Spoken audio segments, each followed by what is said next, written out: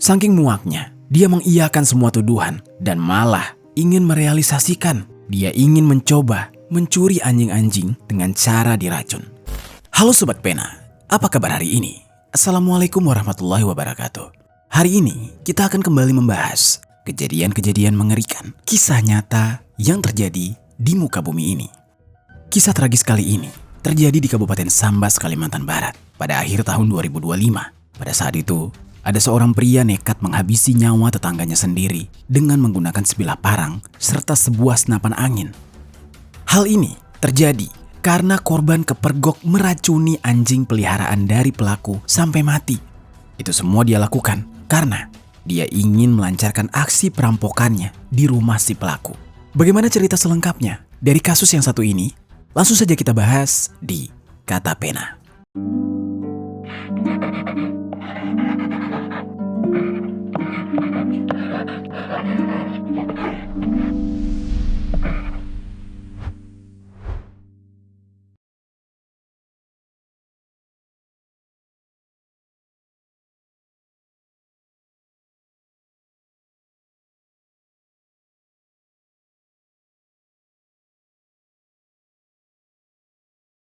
Sebelum kita mulai ke ceritanya, jangan lupa untuk subscribe channel ini dan bagikan video ini ke teman-teman kalian. Cerita ini dibuat berdasarkan berita yang sudah beredar dan diterbitkan oleh beberapa media publik yang aku sajikan dan aku rangkum dalam bentuk alur cerita. Kita mulai ceritanya. Di Kabupaten Sambas, Kalimantan Barat, tepatnya di Desa Jelutung, Kecamatan Pemangkat, tinggallah seorang pria keturunan Tionghoa. Pria itu bernama Chong Hian Po, atau yang kerap disapa dengan nama Aboy. Pada saat itu Aboy sudah berusia 44 tahun. Di rumah tempat tinggalnya, Aboy tinggal bersama dengan keluarganya. Namun sayangnya, tidak banyak informasi yang menceritakan soal identitas dari keluarganya, termasuk dengan istrinya. Tapi, diketahui bahwa anaknya Aboy merupakan seorang pria yang bernama Hendy. Di saat itu, keluarga mereka hidup bahagia dan memiliki hewan peliharaan, yaitu berupa seekor anjing penjaga yang hidup di halaman rumah mereka. Anjing tersebut adalah anjing kesayangan keluarga mereka dan sudah dianggap seperti bagian dari keluarga itu sendiri. Diketahui, sehari-harinya Aboy jarang berpergian jauh dan lebih sering berada di rumah. Tidak diketahui pekerjaan apa yang dia geluti di saat itu. Dan biasanya, sebagian masyarakat di wilayah tersebut memang memiliki pekerjaan di sektor perdagangan, perikanan, hingga pertanian. Namun, berbeda dengan Aboy, kemungkinan besar Aboy tidak memiliki pekerjaan tetap dan hanya bekerja serabutan saja di wilayah setempat. Walaupun demikian, kondisi ekonomi keluarga Aboy cukup stabil dan terpenuhi. Diketahui bahwa belakangan ini di wilayah tempat tinggal Aboy ada sebuah persoalan yang cukup meresahkan, yang mana hal ini juga menimbulkan kekhawatiran warga setempat. Ternyata di wilayah itu ada kasus pencurian anjing peliharaan dengan cara diracun lalu diambil bangkainya. Aboy yang mengetahui tentang kabar itu sempat merasa resah dan khawatir dengan anjing peliharaannya. Dia berharap hal tersebut tidak terjadi kepadanya dan dia selalu waspada agar anjing peliharaannya tetap baik-baik saja. Di sisi lain, di wilayah tersebut tinggal pula seorang warga setempat berinisial AA, yang pada saat itu AA ini sudah berusia 44 tahun. Tempat tinggalnya tidak jauh dari kediaman Aboy. Meski berada di dalam satu lingkungan yang sama, ternyata hubungan keduanya tidaklah dekat. Mereka hanya saling mengenal sebatas sesama warga kampung tanpa pernah berinteraksi sosial yang intens. Pada saat itu, AA diketahui merupakan seorang residivis dalam perkara pencurian. Informasi dari sejumlah pemberitaan menyebutkan bahwa AA ini pernah menjalani proses pidana dan sudah menyelesaikan masa hukumannya. Namun, tidak ada informasi yang secara rinci menjelaskan kapan peristiwa tersebut terjadi. Statusnya sebagai mantan narapidana secara sosial tetap melekat kepada dirinya. Dalam komunitas kecil seperti Desa Jelutung, latar belakang hukum seseorang kerap menjadi bahan perbincangan yang terus berulang. Bahkan setelah yang bersangkutan kembali ke masyarakat, dia akan tetap dicap sebagai penjahat. Beredar anggapan di kalangan warga bahwa pelaku pencurian anjing menggunakan racun untuk melumpuhkan atau menghabisi nyawa anjing tersebut, yang mana setelah itu bangkainya akan dibawa pergi. Dugaan ini sering diarahkan kepada AA terutama karena riwayatnya sebagai narapidana di masa lalu. Akan tetapi, di saat itu belum ada yang bisa membuktikan bahwa AA lah pelaku dari semua ini. Namun di satu sisi, AA adalah warga yang secara hukum sudah menyelesaikan tanggung jawab pidananya dan dia kembali menjalani kehidupan di tengah masyarakat menjadi warga sipil biasa. Tapi di sisi lain, stigma sosial terhadap mantan narapidana membuat dia tetap berada di dalam bayang-bayang sebagai orang yang dicurigai. Reputasi di lingkungan pedesaan yang relatif kecil memang mudah terbentuk dan sulit dipulihkan, terlebih jika menyangkut persoalan yang menyentuh rasa aman warga, seperti pencurian hewan penjaga rumah. Dan selain itu, ditambah dengan AA, setelah keluar penjara, tidak diketahui pekerjaan tetapnya apa. Hal ini semakin memperkuat dugaan kalau AA lah pelaku dari semua ini karena alasan ekonomi. Di dalam kondisi sosial yang telah dipenuhi oleh kecurigaan tersebut, setiap kejadian kehilangan anjing kerap kembali mengarah kepada nama AA. Hingga akhirnya dia muak dengan hal itu dan malah terfikir sekalian saja dia benar-benar melakukan hal tersebut. Saking muaknya, dia mengiyakan semua tuduhan dan malah ingin merealisasikan. Dia ingin mencoba mencuri anjing-anjing dengan cara diracun. Ya, kali ini AA mengulangi kesalahan yang sama, yang mana ini akan berujung pada tragedi yang mengerikan. Kalau sebelumnya dia berakhir di penjara, tapi kali ini dia berakhir meregang nyawa. Semuanya bermula pada hari Kamis tanggal 30 Oktober 2025, dini hari. Di saat itu, situasi di Jalan Terigas, Desa Jelutung, Kecamatan Pemangkat, tampak sedang sepi. Sebagian besar warga sudah tertidur lelap. Aboy juga sama, dia tengah tertidur di dalam rumahnya. Tapi berbeda dengan AA, pada waktu dini hari tersebut, AA justru ingin melancarkan aksi jahatnya. Dia datang ke perkerangan rumah Aboy dengan mengendarai sepeda motor Yamaha Frigo. Di saat itu dia membawa sekantong plastik berisi racun potas. Tanpa menimbulkan banyak suara, dia mendekati anjing peliharaan milik Aboy yang terikat di halaman depan. Awalnya anjing itu tidak bereaksi. Namun ketika AA mencoba menyodorkan racun potas ke mulut anjing tersebut, anjing itu mulai menolak dan menggonggong keras berulang kali. Meskipun mendapatkan perlawanan, AA tetap memberanikan diri, memaksa memasukkan racun tersebut ke dalam mulut si anjing. Perbuatan ini sebenarnya termasuk perbuatan yang sangat berani, mengingat anjing penjaga adalah hewan yang agresif. Dan di saat itu ternyata AA berhasil melakukan niat jahatnya. Dalam hitungan menit, racun tersebut bekerja. Anjing yang semula menggonggong keras tiba-tiba melemah, tubuhnya gemetar. Lalu, tidak lama kemudian, anjing tersebut pun terkapar tidak berdaya, hingga akhirnya mati. Kemudian, barulah AA melepaskan rantai yang mengikat anjing tersebut. Dia mengangkat bangkai anjing itu dan membawanya ke arah sepeda motor untuk kemudian diangkut pergi. Sementara di dalam rumah sang pemilik, yaitu Aboy, sebenarnya Aboy terbangun sejak mendengar suara sepeda motor yang masuk ke dalam perkarangannya. Dia juga sempat mendengar gonggongan anjingnya yang tidak biasa, keras dan terus-menerus. Biasanya, di jam-jam subuh seperti itu, anjingnya tidur pulas. Tapi saat itu seolah ini berbeda, ada yang tidak beres. Seakan-akan ada seseorang yang sedang mendatanginya dengan maksud yang tidak baik. Dan tiba-tiba, suara itu berhenti total. Keheningan yang mendadak tersebut membuat Aboy jadi curiga. Apa mungkin anjingnya mengalami sesuatu yang tidak beres? Seketika itu juga, Aboy langsung merasa cemas. Dia bangkit dari tempat tidur dan langsung mengambil senapan angin milik putranya serta sebilah parang. Dari balik jendela, dia mengintip ke arah halaman rumahnya. Di dalam cahaya redup, dia melihat samar-samar ada seorang pria menggotong tubuh anjingnya. Seakan itu terjadi seperti mimpi. Dan di saat itu juga dia mengenali sosok tersebut. Orang yang sedang menggotong tubuh anjingnya adalah AA, warga di lingkungan setempat yang belakangan dibicarakan oleh warga. Aboy pun langsung naik pitam. Dia melihat anjingnya sudah terkulai lemas. Dan ketika AA melintas di jembatan kecil di depan rumah, Aboy segera berlari keluar rumah. Dia langsung mengangkat senapan angin dan melepaskan letusan senapan tersebut tepat ke arah AA hingga mengenai bagian dadanya. Letupan keras senapan tersebut memecah kesunyian malam. Peluru senapan menembus tubuh AA dan cairan merah langsung mengucur deras membasahi pakaiannya. AA tersungkur, namun dia masih sadar. Dalam kondisi terluka dan menahan rasa sakit, AA langsung meletakkan bangkai anjing milik Aboy. AA berusaha bangkit sembari memegang bagian dadanya yang tembus terkena peluru senapan. Dia berusaha melarikan diri dengan sempoyongan. Akan tetapi, Aboy tidak berhenti. Aboy tetap mengejar AA sejauh kurang lebih 70 meter dari lokasi sebelumnya.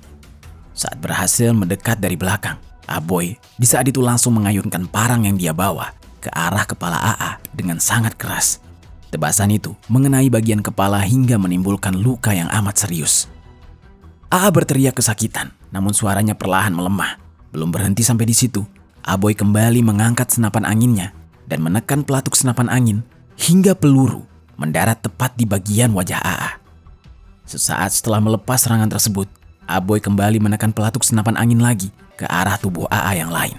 Dan akhirnya, AA tewas seketika setelah tebasan parang dan hantaman peluru senapan angin yang bertubi-tubi. Di saat itu, Aboy melihat AA tidak bergerak lagi. Seketika Aboy terdiam membisu, menatap ke arah AA. Aboy yang masih dalam kondisi emosi yang memuncak. Kemudian menyeret tubuh AA ke parit yang berada di depan Pekong Engkukti di Jalan Terigas. Lokasi tersebut berjarak sekitar 100 meter dari rumah Aboy. Aboy langsung meninggalkan tubuh AA di sana, tepat di dalam parit. Di saat itu, Aboy juga menyeret sepeda motor milik AA ke lokasi yang sama dan menjatuhkannya ke dalam parit.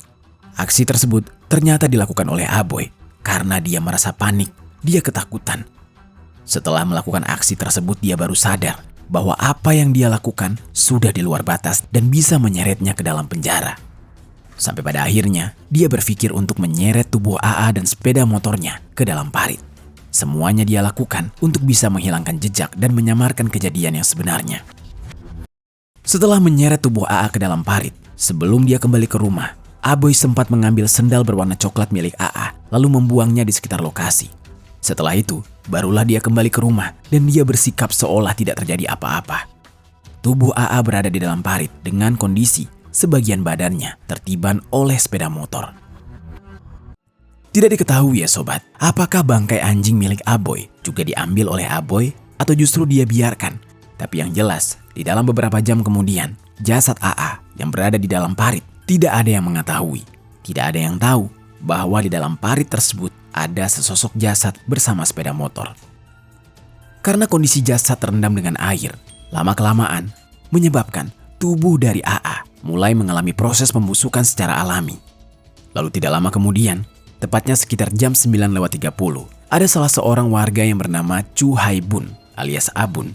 Dia sempat bekerja di kebun milik warga yang bernama Roni. Kebetulan kebun itu berada tepat di samping Pekong Engkukti. Di saat itu, setelah Abun menyelesaikan pekerjaannya, Abun pun berjalan pulang melewati area depan Pekong. Di saat itulah, dia sempat melihat sebuah sepeda motor Yamaha Frego berada di dalam parit. Posisi kendaraan tersebut tampak tidak wajar, sehingga dia curiga apa jangan-jangan ada yang kecelakaan di sana. Karena merasa ada sesuatu yang tidak beres, Abun segera memanggil Roni untuk memastikan apa yang dia lihat. Di saat itu, Abun dan Roni yang tidak mengetahui siapa pemilik kendaraan tersebut karena mereka khawatir sudah terjadi hal-hal yang tidak beres, mereka pun langsung menghubungi kepala dusun Selakum yang bernama Haryanto. Haryanto di saat itu merespon laporan Roni dan tidak lama kemudian Haryanto datang ke lokasi bersama dengan beberapa orang lainnya. Di saat itulah mereka melihat sepeda motor tersebut berada di dalam parit dengan kondisi yang mencurigakan. Mereka menduga apa jangan-jangan ada yang kecelakaan, namun kenapa tidak ada pemilik motornya? Di saat itu, tidak ada yang berani mengangkat sepeda motor tersebut, takut mereka akan disalahkan. Akhirnya, Haryanto menghubungi pihak kepolisian untuk melaporkan kejadian ini. Tidak berselang lama, pihak kepolisian dari Polsek Pemangkat tiba di lokasi. Bersama dengan para saksi, pihak kepolisian kemudian mengangkat sepeda motor itu pelan-pelan dari dalam parit. Barulah setelah kendaraan itu terangkat, para petugas melihat adanya tangan manusia muncul dari balik motor. Semua orang di saat itu kaget melihat hal tersebut. Dengan hati-hati, mereka mengangkat motor sekaligus mengeluarkan jasad manusia dari dalam parit tersebut yang mereka curigai sebagai si pemilik motor. Pihak kepolisian kemudian langsung mengamankan area dengan menggunakan garis kuning, lalu melakukan pemeriksaan terhadap jasad tersebut. Setelah dilakukan pemeriksaan lebih lanjut, rupanya jasad tersebut adalah jasad dari seorang pria dewasa. Saat ditemukan, kondisi korban sudah tidak memungkinkan untuk dikenali, sehingga warga setempat tidak dapat memastikan identitasnya karena sudah mengalami pembusukan. Pihak kepolisian kemudian menelpon ambulans dan membawa jasad itu ke Rumah Sakit Umum Daerah Pemangkat untuk kemudian menjalani visum dan pemeriksaan medis lebih lanjut terhadap jasad yang ditemukan. Lalu sementara itu, pihak kepolisian segera membentuk tim gabungan yang terdiri dari Polsek Pemangkat, Polres Sambas, dan Polda Kalbar. Mereka langsung melakukan olah TKP dan mengumpulkan barang bukti yang ditemukan di sekitar lokasi tersebut, yaitu sepeda motor Yamaha Frigo dan sekantong plastik racun potas yang ditemukan bersamaan dengan jasad korban. Saat itu, pihak kepolisian belum bisa memastikan terkait racun potas yang ditemukan bersama korban. Entah apakah korban memang membawanya sebelum akhirnya ditemukan tewas, atau mungkin ada pelaku yang sengaja menaruh racun potas itu di kantong korban. Dan untuk menyelidikinya, pihak kepolisian melakukan langkah awal dengan memeriksa CCTV di berbagai titik yang berada di dekat lokasi kejadian. Saat itu polisi juga menggali keterangan dari para saksi, termasuk Abun, Roni, Herianto, dan para tetangga lain yang mungkin sempat mendengar atau melihat hal yang mencurigakan. Dari hasil pemeriksaan tersebut, pihak kepolisian menduga adanya tindak pidana penghilangan nyawa karena korban meninggal dunia dengan kondisi yang tidak wajar. Di sisi lain, jasad korban sudah melalui proses identifikasi. Dari hasil identifikasi tersebut, akhirnya terungkap bahwa korban adalah warga desa Jelutung. Korban berinisial AA, yang mana tidak banyak warga setempat yang kenal dekat dengan korban karena korban memiliki rekam jejak yang kurang baik. Korban adalah residivis kasus pencurian dan hal tersebut terdata dalam catatan polisi. Berdasarkan hasil pemeriksaan medis, ditemukan fakta yang menguatkan dugaan adanya aksi penghilangan nyawa terhadap korban. Dari hasil visum ditemukan adanya kekerasan berat yang dialami oleh korban. Dokter menemukan jasad korban berada dalam kondisi kaku serta mengeluarkan cairan merah dari bagian hidung dan telinga. Pada bagian kepala, korban mengalami luka robek yang cukup dalam dan menganga di beberapa bagian, yaitu di bagian atas dan kiri kepala, serta pipi kiri hingga telinga. Terdapat pula sejumlah luka lebam dan memar di beberapa bagian tubuh. Dan tidak hanya itu, korban juga mengalami luka karena senapan angin yang menembus bagian samping kanan batang hidungnya, samping kiri batang hidung, dan di bawah tulang selangka kiri.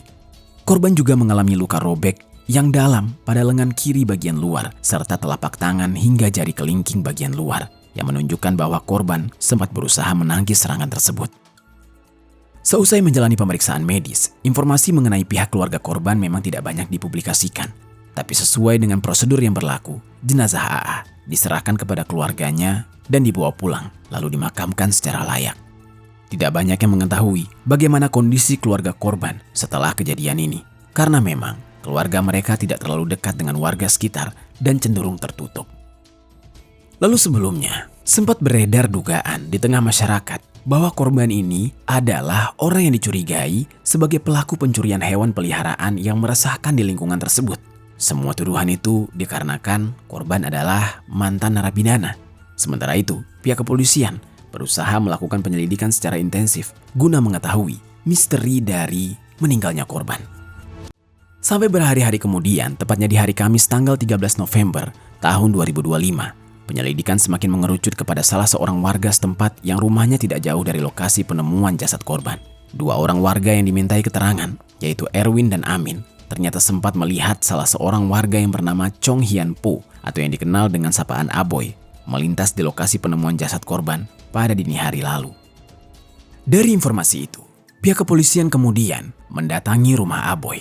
Di saat itu, ketika mereka mendatangi rumah Aboy, polisi menemukan adanya bercak cairan merah yang mencurigakan. Polisi mengambil sampel bercak cairan merah tersebut.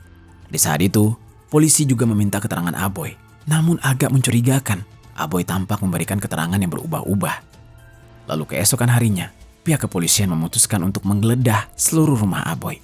Saat digeledah itulah, polisi menemukan benda yang mencurigakan, yaitu 3 buah senapan angin, peluru senapan angin, dan 2 bilah parang, serta 3 senter dan beberapa unit handphone.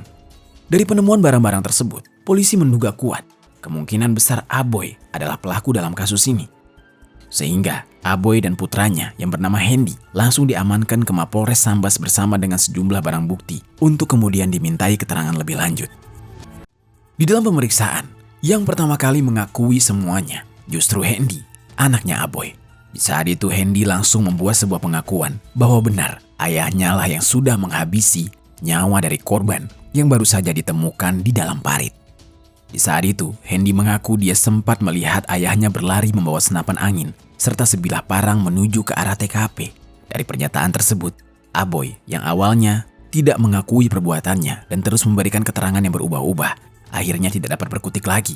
Aboy mau tidak mau harus mengakui bahwa dialah pelaku di dalam kasus ini setelah pengakuan dari sang anak. Aboy mengaku tidak dapat menahan emosinya karena melihat korban berusaha untuk mencuri anjing peliharaannya. Dan bahkan pelaku sebelumnya sempat meracun anjing itu terlebih dahulu hingga mati. Aboy pun merasa sangat sakit hati, naik pitam. Dia langsung melakukan penyerangan di detik itu juga. Berdasarkan hasil pemeriksaan dan keterangan yang diperoleh, pihak kepolisian menyatakan bahwa korban meninggal dunia setelah terjadi tindakan kekerasan yang benar-benar mengerikan yang dilakukan oleh pelaku. Menurut penyidik, pelaku mengaku diliputi emosi karena melihat anjing peliharaannya diracun hingga mati. Dugaan tersebut turut dikaitkan dengan ditemukannya racun jenis potas di sekitar lokasi penemuan jasad. Temuan itu menjadi salah satu aspek yang didalami dalam proses penyidikan. Namun demikian, hingga tahap penyelidikan berlangsung, belum ditemukan bukti lain yang secara kuat memastikan bahwa korban benar-benar melakukan peracunan dan berniat mencuri hewan peliharaan milik pelaku. Pihak kepolisian menyatakan tidak terdapat laporan resmi sebelumnya terkait dugaan peracunan atau pencurian hewan di wilayah tersebut. Semua ini hanya karena kecurigaan warga setempat terhadap AA sebagai mantan narapidana. Dan bahkan, polisi juga tidak menemukan bukti bangkai hewan milik Aboy yang dia tuduh sudah diracun oleh AA. Entah kemana dia sembunyikan bangkai anjingnya, entah dia kuburkan atau justru dia buang. Yang jelas di saat itu, polisi tidak mengetahui di mana keberadaan bangkai anjing tersebut. Akhirnya, setelah melalui serangkaian penyelidikan dan pengumpulan alat bukti, pihak kepolisian menetapkan Aboy sebagai tersangka dalam perkara ini.